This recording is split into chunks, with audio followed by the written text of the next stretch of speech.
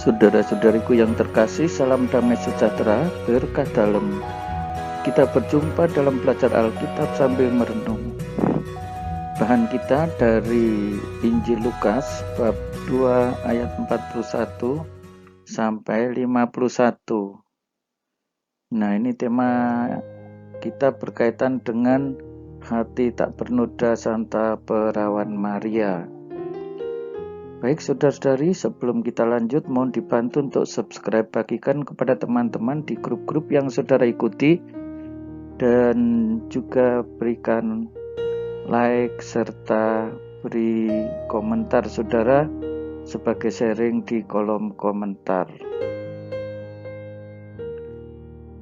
Tiap-tiap tahun orang tua Yesus pergi ke Yerusalem pada hari raya Paskah. Ya, kita lihat di sini betapa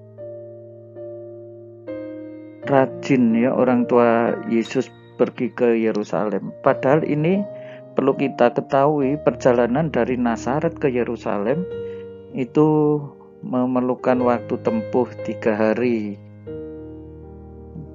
Artinya memang niat yang menjadi motivasi utama untuk merayakan Paskah bersama. Ketika Yesus telah berumur 12 tahun, pergilah mereka ke Yerusalem seperti yang lazim pada hari raya itu. Disebut seperti yang lazim, itu artinya memang mereka mempunyai kebiasaan untuk merayakan itu. Dan yang menarik ya, di sini Yesus berumur 12 tahun. Seorang anak 12 tahun diajak untuk perjalanan 3 hari. Dan ini perjalanan ya dengan berjalan kaki. Ya, kita bandingkan dengan anak-anak kita sekarang ya, sedikit berjalan jauh, sedikit mengalami kesulitan, apalagi untuk hal yang sifatnya rohani seperti ini, ya siapa yang mau berkorban? Ya, sedikit anak-anak yang mau diajak berkorban seperti itu. Ini motivasi yang luar biasa ya dari seorang anak berumur 12 tahun. Tetapi saya juga meyakini Ibu Maria dan Bapak Yosef ya begitu ketat di dalam memberikan pendidikan anak. Nanti akan kita lihat ya bahwa anak yang berumur 12 tahun Yesus ini, saat itulah dia mulai menampakkan bahwa di sana misteri inkarnasi itu berjalan sejak Yesus bayi, masa kanak-kanaknya, dan juga nanti ada lompatan ya dari usia 12 tahun ini. Sesudah itu baru karya Yesus di Galilea pada saat ia kira-kira sudah berumur sekitar 30-an tahun. Sehabis hari-hari perayaan itu, ketika mereka berjalan pulang, tinggallah Yesus di Yerusalem tanpa diketahui orang tuanya. Ya, setelah hari perayaan, ya mereka biasanya kan pulang itu berbondong-bondong. Sehingga ketika anaknya masih tertinggal, ya mereka tentu mengira sudah ada di dalam rombongan perjalanan itu. Nah, ini disebut karena mereka menyangka bahwa ia ada di antara orang-orang seperjalanan mereka. Berjalanlah mereka sehari perjalanan jauhnya, lalu mencari dia di antara kaum keluarga dan kenalan. Bayangkan ini, sehari perjalanan jauhnya. Entah itu berjalan kaki, entah itu memakai misalnya untuk zaman ini kendaraan roda 4. Bisa kita renungkan, kalau kita pakai kendaraan roda 4 berjalan sehari perjalanan itu lewat jalan tol sudah Jakarta Surabaya, baru tersadar anaknya tertinggal, tidak ada di bis rombongan di belakangnya atau di depannya misalnya. Ya, tapi pada waktu itu ini tentu berjalan kaki. Berjalanlah mereka sehari perjalanan jauhnya. Ya, Yesus ternyata tertinggal tadi di Yerusalem. Karena mereka tidak menemukan dia, kembalilah mereka ke Yerusalem sambil terus mencari dia. Nah, saudara-saudari yang terkasih, menarik sekali di sini ya. Kedua orang tua Yesus, Ibu Maria dan Bapak Yosef, ketika tidak menemukan, mereka berjuang mencari anak itu. Disebut sambil terus mencari. Nah, mereka tidak hanya kehilangan anak, ya menurut saya kita bisa merefleksikan ya bahwa ini adalah Yesus yang berinkarnasi di tengah kehidupan manusia. Ya, jadi mereka juga merasa ini kehilangan Tuhan. Nah, kita sekarang bisa merenungkan ya, ketika kita mengalami peristiwa-peristiwa tertentu di dalam kehidupan kita, maukah kita sambil terus mencari dia, mencari Yesus?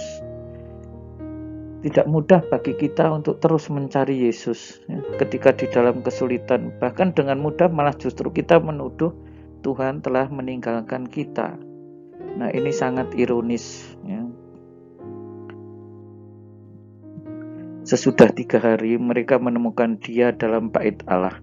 Ia sedang duduk di tengah-tengah alim ulama sambil mendengar mereka dan mengajukan pertanyaan-pertanyaan kepada mereka. Lalu ternyata Yesus masih berada di bait Allah. Itu artinya dia memang tidak ikut di dalam perjalanan pulang bersama bapak ibunya. Dan ada sesuatu yang menarik. Sesudah 3 hari, jadi pencarian orang tua Yesus terhadap si anak Yesus 12 tahun ini berlangsung selama 3 hari. Betapa mereka sungguh-sungguh berjuang untuk menemukan Yesus.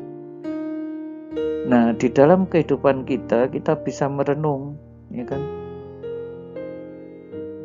Apakah kita juga selalu berusaha mencari Yesus dan berjuang untuk menemukan Yesus, berjuang untuk berjumpa kembali dengan Yesus di dalam kehidupan ini? Ini suatu pertanyaan dan sesuatu yang sulit untuk dijalankan ya. Ketika ia di bait Allah ini ya sedang belajar, bertanya jawab, ya ini sesuatu yang biasa pada masa itu. Mereka saling bertanya jawab untuk mengasah makna dan isi dari Taurat. Dan semua orang yang mendengar dia sangat heran akan kecerdasannya dan segala jawab yang diberikannya. Nah, Yesus yang seusia 12 tahun ternyata telah mempunyai kecerdasan. Saya berani menyebut ini kecerdasan religius ya, bukan hanya semata-mata kecerdasan pikiran ya, tetapi mungkin orang juga akan mengatakan terlalu dini untuk menyimpulkan seperti itu ya, tetapi ini ya lebih soal keyakinan saya ya, mungkin tafsir Diso seperti itu. Ketika orang tuanya melihat dia, tercenganglah mereka, lalu kata ibunya, "Nak, mengapa engkau berbuat demikian terhadap kami? Bapamu dan aku dengan cemas mencari engkau." Ada kecemasan ternyata di dalam diri Ibu Maria ya, ketika dia mencari anaknya selama 3 hari baru ditemukan. Nah, disinilah kita melihat hati seorang ibu yang sungguh-sungguh ingin mendapatkan anaknya yang mungkin telah ya dalam tanda kutip hilang kemana ya. Tetapi ketika ketemu sepertinya Yesus tenang-tenang saja. "Mengapa engkau berbuat demikian ya? Kami ini cemas, Bapamu cemas." Ya, dan seterusnya. Nah, saudara-saudari yang terkasih, Apa jawab Yesus? Mengapa kamu mencari aku? Nah, ini ibunya bapaknya bingung. Sekarang Yesus malah mengatakan seperti itu. Tidakkah kamu tahu bahwa aku harus berada di dalam rumah Bapakku? Ini menjadi misteri bagi Ibu Maria. Kata-kata yang disampaikan oleh Yesus kepada ibu dan bapaknya. Di rumah Bapakku. Ini tidak lazim menyebut Bapakku. Ini karena ya barangkali Allah sering disebut Bapa kami, itu sudah agak sering ya, tetapi dengan sebutan Bapakku ya ini sangat eksklusif untuk Yesus. Tetapi mereka tidak mengerti apa yang dikatakannya kepada mereka, ya memang ya tidak mengerti.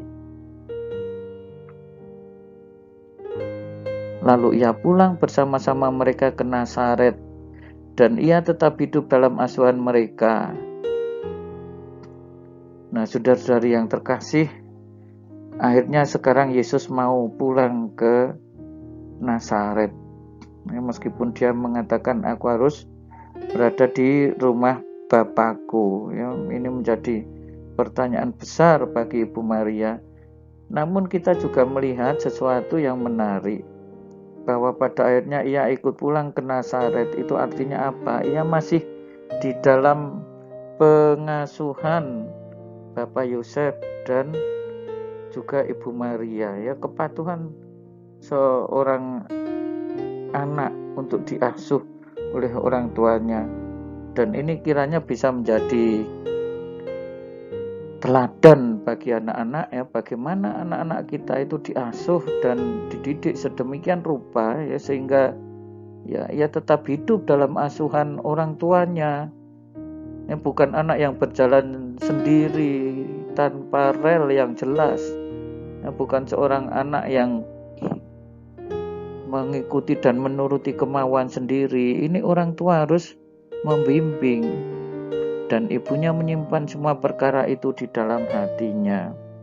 Nah, saudara-saudari yang terkasih, pada akhirnya Ibu Maria merenungkan itu, mencoba tetap meresapkan itu di dalam hatinya.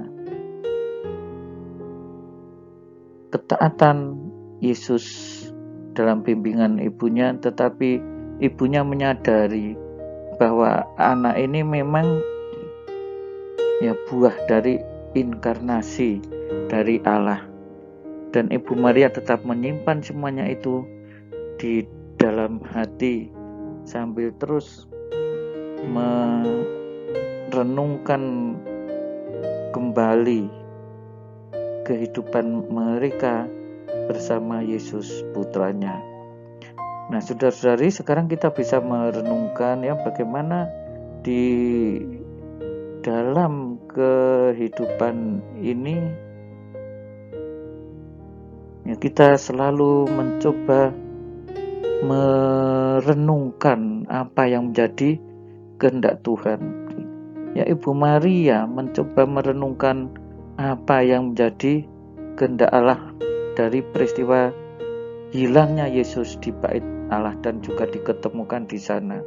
Ya, sebenarnya bukan hilang ya, lebih tepat orang Jawa mengatakan ketelisut atau tertinggal, karena memang tidak pernah hilang, tetapi dalam pengertian tertentu tidak ditemukan dalam perjalanan pulang. Itu menjadi seperti seolah-olah anak ini hilang entah kemana ya, tetapi ternyata posisinya sangat jelas, ia berada di bait suci. Selamat merenungkan. Tuhan Yesus memberkati. Berkah dalam. Jangan lupa untuk subscribe, bagikan kepada teman-teman di grup yang saudara ikuti, berikan komentar dan nyalakan loncengnya. Saudara-saudari sekalian, pekerjaan saudara, aktivitas saudara, keluarga saudara, dilindungi dan diberkati oleh Allah yang Maha Kuasa, Bapa dan Putera dan Roh Kudus. Amin.